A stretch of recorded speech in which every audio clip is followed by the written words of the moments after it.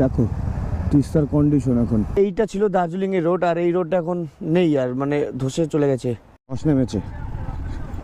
So lunch করে just বেরোচ্ছি, আর এখন টাইম হলো 3:47। সো আমাদের গন্তব্য হলো শিটং। তো শিটং পৌঁছাতে মোটামুটি আমাদের 7টা বেজে যাবে। আর তিস্তা যে এখন কতটা ভয়ঙ্কর হয়ে আছে সেটা যারা তিস্তা থেকে সামনে দেখছো তারাই বুঝতে পারবে। আর তিস্তা ব্রিজের ঠিক গা ঘেঁষে একটা বড় টানেলের কাজ হচ্ছে, অনেক দিন ধরে এই টানেলটার কাজ হচ্ছে। রেল ব্রিজ হবে, আর রেল ব্রিজের কাজও হচ্ছে, পিলার কমপ্লিট হয়ে গেছে। সো এরপর থেকে যারা সিকিম আসবে খুব সহজে ইজিলি ট্রেনে আসতে পারবে। তো ট্রেনের টানেলের কাজ হচ্ছে, আর এটা হলো তিস্তা ব্রিজ। আর 2026 থেকে 27-এর মধ্যে ট্রেন লাইন চালু হয়ে যাবে পুরো গ্যাংটক।